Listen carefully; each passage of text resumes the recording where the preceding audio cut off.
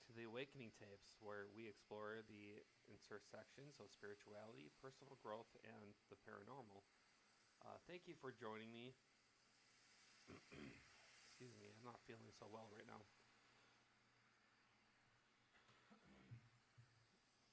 So, thank you for joining me in this space today. Today's episode is a bit different. I was initially trying to process some evolving thoughts, maybe even write a letter, but I realized this exploration might resonate with many of you, so I wanted to share it here. Speaking of friends, I want to start out by giving a special shout out to my wonderful friend Lisa and her tarot. Excuse me, she's in the tarot. I can't talk right now. Please leave a message at the end of the beep. Beep. Anyways, my friend Lisa's TikTok username is Lisa Tarot Edelman. If I'm pronouncing it wrong, I'm sorry. Edelman is spelled Edelman. So that's Lisa Tarot Edelman. You can find her on TikTok, add her as a friend, and enjoy her content. She's very fun. Lisa, I just want to thank you for your light, your insights, and for always being such a supportive presence on this journey. Your strength is inspiring. Give me a second here. I don't know why I am drinking Fanta. I should be drinking water. So, I'm not a professional at this, but I am trying my best. Let's dive right in this. All right.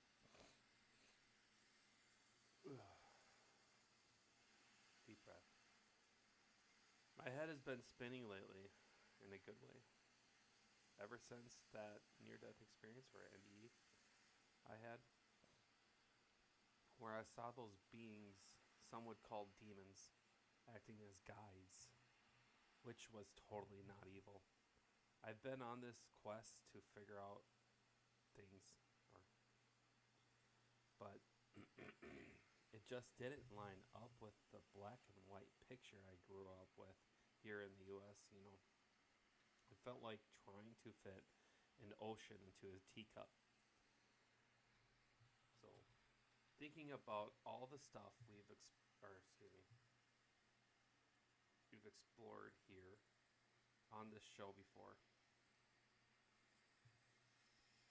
and things I've been reading, like Greek ideas, Hindu and Buddhist cycles, Taoist ghosts, Norse giants and elves, Celtic fairies, indigenous worldviews, Egyptian gods, Wiccan practices, and all those wild books like The Key of Solomon or the mind-bending Kybalion and Napoleon Hill's Chat with the Devils. I think it's clear I think a clear picture is emerging.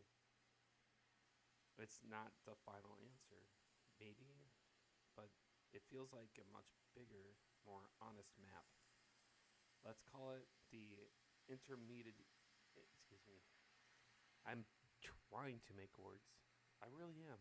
Words out of my mouth, from brain to mouth, from notes, brain to mouth. Intermediary Spectrum Theory. Okay, so, that was a tough one to pronounce. Maybe we should make it easier. Why do I gotta complicate things so much? It happens, though. Hey, does anybody like the wind sounds when I'm playing it to what I'm speaking, how I'm speaking, what I'm using?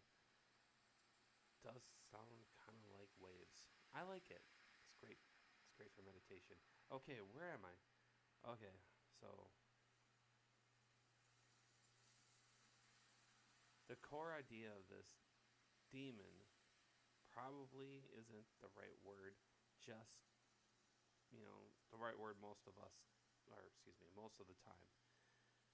It's because this loaded, scary label, mainly from the one stream of tradition, what if it's really just a huge umbrella term humans have used to describe a massive spectrum of beings, forces, energies, or states of consciousness that exist in those realms in between our physical world and whatever ultimate source or divinity you believe in? It's, they aren't one single thing all the time, right? So imagine the spectrum. First, guides and guardians. Over here, you've got beings that are generally helpful or neutral, like the guides I felt during my NDE. Or think of the Greek daemon, maybe like the personal spirit whispering intuition, almost like the Jiminy Cricket, but more profound. Or a Hesiod's idea of golden age folks becoming guardian spirits. Picture benevolent ancestors subtly watching over watching over their descents, a feeling common in many indigenous cultures too. Maybe some Celtic city act like this if you show them proper respect.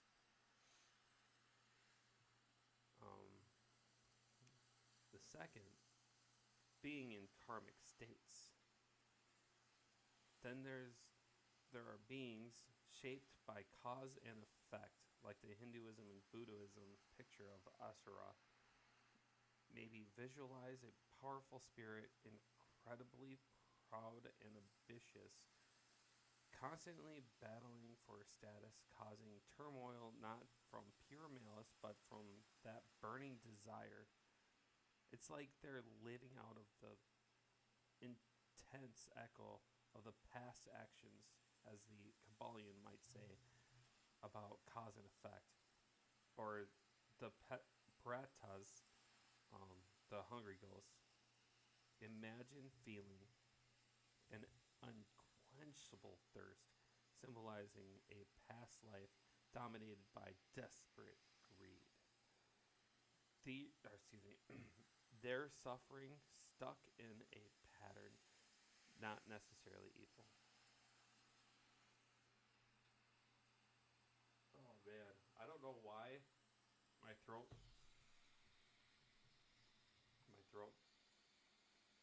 was not this dry until I hit play on my button.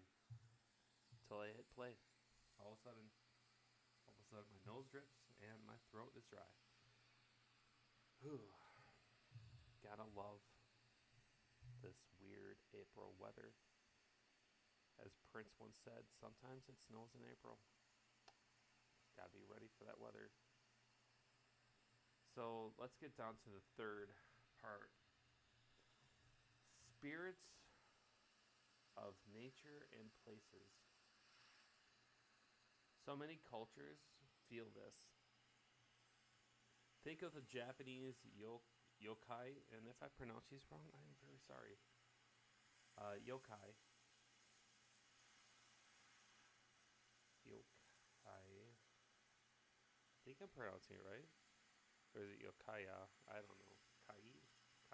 Yeah, I don't know. Or some oni. Maybe the spirit of an ancient forest. For some reason I wanted to say ancestor. Look at my notes. Or a mountain that feels alive. Wiccans often work with elements. Indigenous stories are rich with spirits tied to animals, rivers, and lands. These aren't demons, they're part of the living world's energy, potentially powerful, sometimes dangerous, but part of the natural order. Then you have my fourth part, echo of human life. So ghosts. This seems huge too. Like the Taoist Gaui, or Gui, Go? Gui? Gao? Alright, coming back. Or a spooky Norse Draugr. Imagine someone who died suddenly, tragically, or was forgotten. Maybe their consciousness, their energy lingers, confused, sad, maybe replaying their final moments, causing chills or weird happenings. They might seem scary, but maybe they're just lost echoes needing peace. On my fifth is personifications and thought forms. So, what about stuff like Mara tempting Buddha?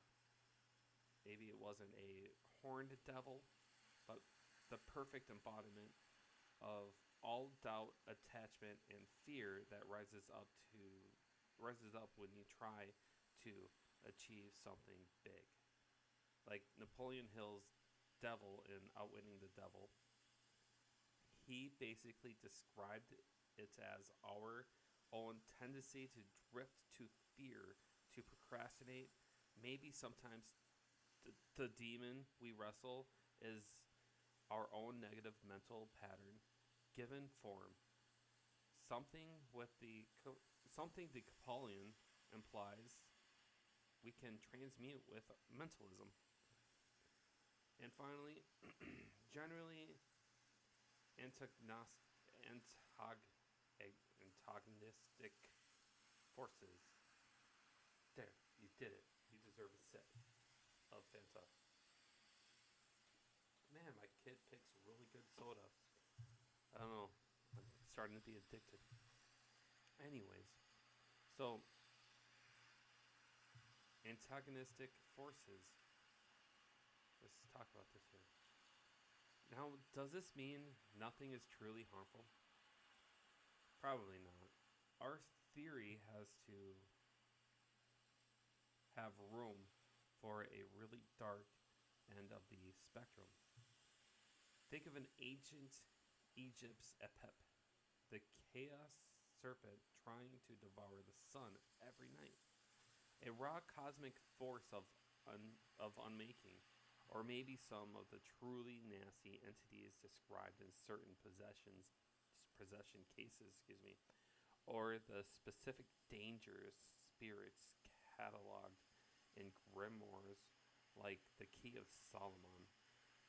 Perhaps these are concentrations of pure negative psychic wounds or beings fundamentally opposed in cosmic harmony.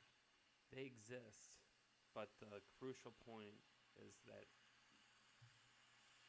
they might be just one type of a vast spectrum, and not the only type. So where do they all come from? If they're so diverse, their origins must be too. Some are clearly linked to us, transformed ancestors, lingering ghosts. Others seemed born from universal laws, the result of karma or reflecting principles like the Kybalion polarity and vibration. Many feel like part of nature. The spirits instinctively tied to the physical world. Some might be emanations from the divine, lesser sparks, minor deities, forces within the cosmic structure. And maybe those truly dark ones arise from chaos, intense negativity, or profound spiritual wounds. Why the big scary demon image then, especially in Western culture,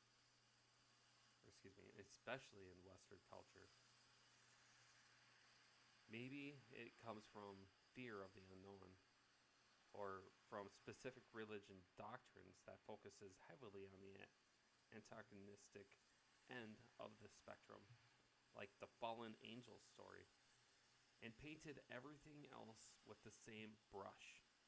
Perhaps the Kybalion's principle of polarity is key. Maybe evil is just an extreme negative pole, a low vibration, and we mistakenly took the pole to represent the entire spectrum. For me, thinking about it this way, as a vast, nuanced spectrum, feels right. It honors my own experience from the NDE. It makes sense of the incredible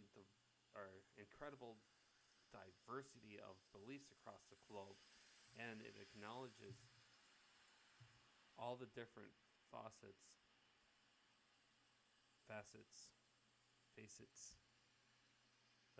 All right, I'm back.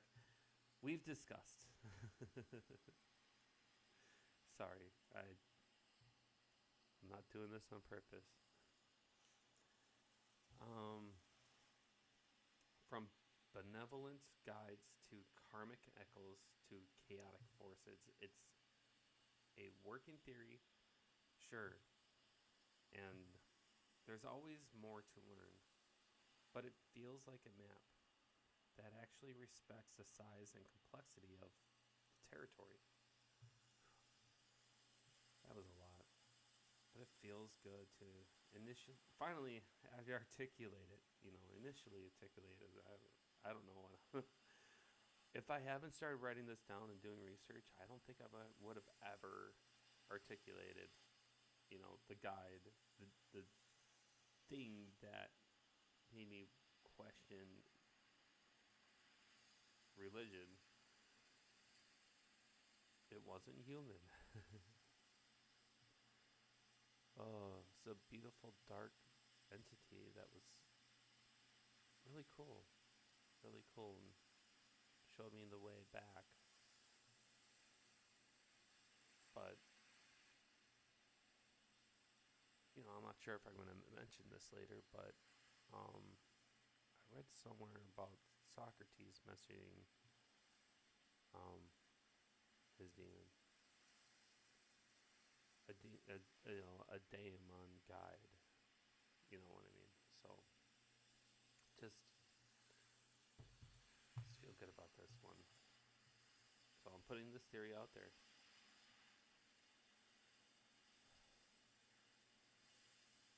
I hope sharing these developing thoughts is helpful for you as you navigate your own thoughts and understanding of these paranormal and spiritual things.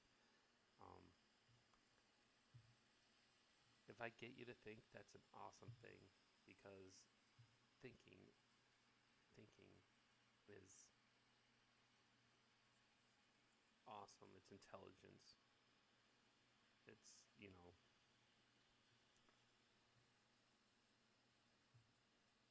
it's very awesome.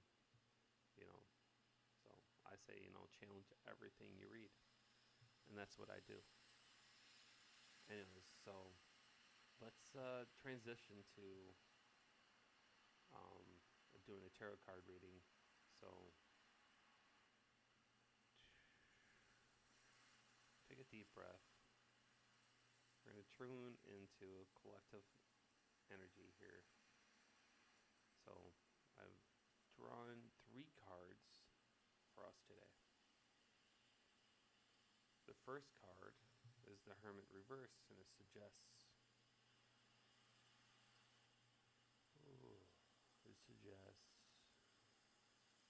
resistance to introspection or feeling isolated. A call to gently turn inward or seek guidance. Strength, it speaks to the inner resilience, courage, and compassion needed to integrate all parts of self. An 8 of Swords, reversed. It's reversed. It signifies liberation from restrictive thoughts or self-imposed limitations. So the message seems to be to gently turn inward, find your compassionate strength, and you can liberate yourself from limited beliefs or feelings of being trapped. Perhaps even limiting ways we think about these immer- I'm going to say it right, intermediary beings. You know, this is my theory. Okay. Chuckle. Um, so now for our journal prompt this week, inspired by the idea of a spectrum and inner work, consider the intermediary spectrum theory that I've presented earlier. We have, so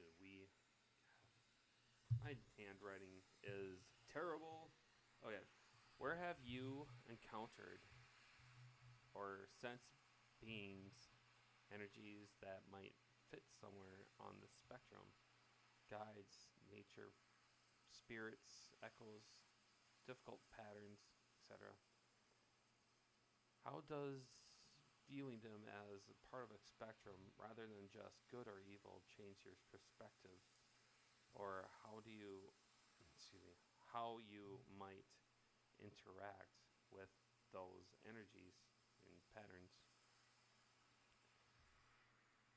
And for a song suggestion to perhaps listen while you journal or reflect, let's stick with Landslide by Fleetwood Mac.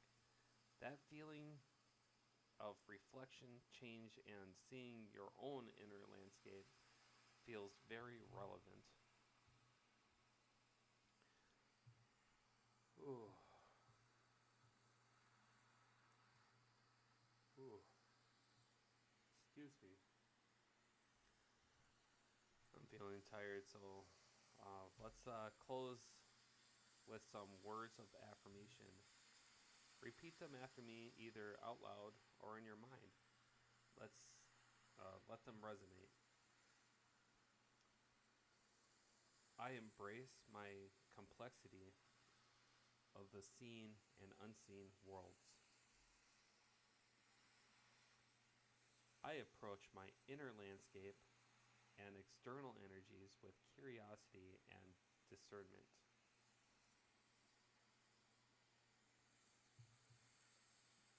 My experiences are valid guides to deeper understandings. I have the strength and compassion to face all parts of reality, inner and outer. I release limiting black and white thinking and embrace nuanced perspectives. I am grounded, protected, and open to growth.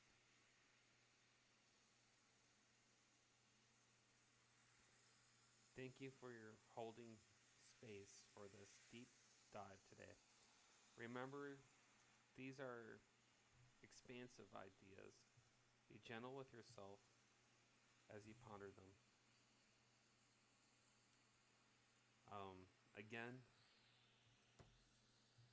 um, I'm still trying to work on a website, trying to build more into this podcast. I have been doing a lot of research here.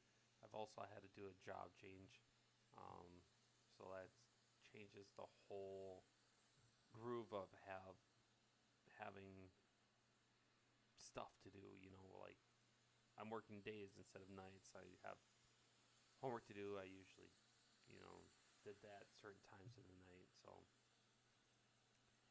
I am still trying to come up with a good way to work things and transition myself from being the night owl I was to the day guy. But hey, it's been fun. Um,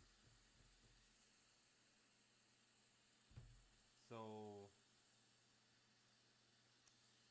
to find more about this podcast right now, I would like to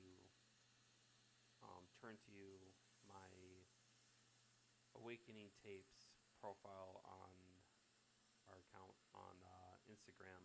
I do have a website, and it's probably something like the Awakening Tapes at gmail.com, but I I have to write that down. Usually I have it logged in, so I'm like looking right at it, but I jumped right into this because I have so much going on right now. Um, but yeah, you can reach me on Instagram at the Awakening Tapes, or you can even just catch me on TikTok at the You Are My Family Now handle, the Luke Baked Ghost Cake.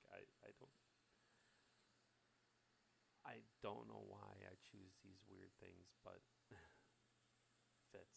It fits. Anyways, so that's just a couple of ways you can reach me. Um, or you can comment on this podcast. Your suggestions, your thoughts, your words of encouragement. you know, I'm still working on learning how to do all this, so thanks for being part of my journey. Till then, once again, keep observing, keep an open mind, and stay spooky.